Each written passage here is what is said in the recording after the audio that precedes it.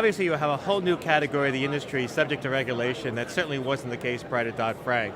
You certainly have the swap dealers, the major swap participants, now subject to regulation. You have FCMs that are subject to regulation in the area of cleared swaps. These obviously were not issues 6 years ago. And obviously there's been lots of costs associated with that. I mean, the benefits to the marketplace is, sure, there's some transparency. There's certainly the movement to central clearing, which the regulators have claimed would be a good and positive thing. But obviously there's the costs associated with with the compliance of the regulations. And certainly in the FCM world, you've seen a continuous shrinkage of the amount of FCMs that are available to service clients. And at some point, that's going to become a real issue because the cost to entry or the cost of maintenance of the business are now increasing at a dramatic rate.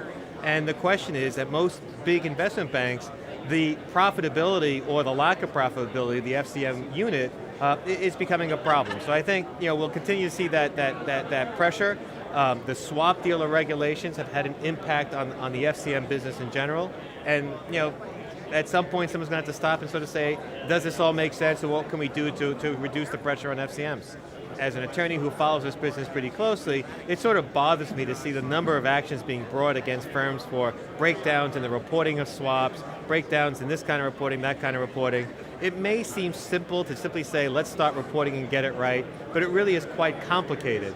And the problem is there's a lot of pressure from a lot of different regulations on the technology of firms, and it's not an unlimited resource. So a pause would be a very, very good thing, or at least a decision of let's concentrate on what's the most important things from the regulatory perspective and leave some of the less important things to another day.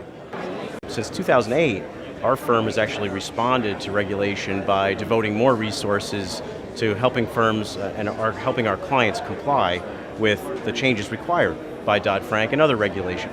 So we've invested in software changes and infrastructure changes to support those requirements.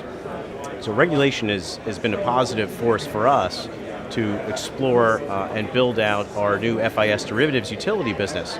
So we could help firms reduce the operational cost and increase the controls required in the new regulatory environment, but also to decrease and make an impact and transform the cost of change for the industry.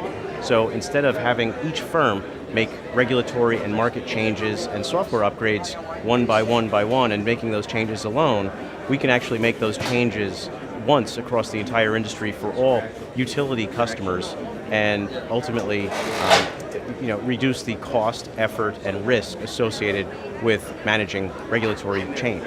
What's really exciting about that is that for existing FCMs, that creates an opportunity to redeploy the cost and the funds and resources and teams so that those resources can focus, instead of regulatory change, they can focus on really driving innovation and differentiating themselves in their client offerings.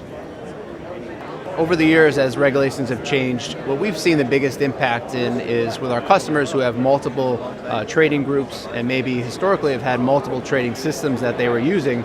It's been very difficult for their compliance officers and risk managers to manage the regulations across those different systems. And so we, as a software provider, have found opportunities as those customers are trying to consolidate onto one or maybe two different platforms to make their lives a lot easier. Because it's very difficult to manage everything if you're looking at 20 different systems. And so through that consolidation, we found opportunity to really be a premier provider in that space and working directly with the compliance officers and risk managers to give them the tools that they need to both educate, prevent, and then monitor the trading activity so that they can make sure they're following the regulations as they should. Regulation is an interesting point because certainly in Europe, we've seen really the end of the flow of primary regulation that's come as a result of the G20, as a result of the aims around clearing and trading.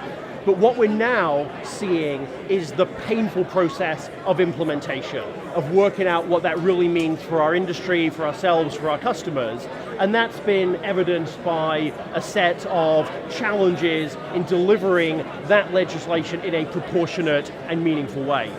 So I think from an exchange perspective, we're dealing with that challenge. We're working with our users, our members, our end customers to try to bring that about in as an effective way as possible. So for example, the precious markets in London, subject to huge regulatory change, huge pressures from capital, from liquidity, driven by new banking legislation.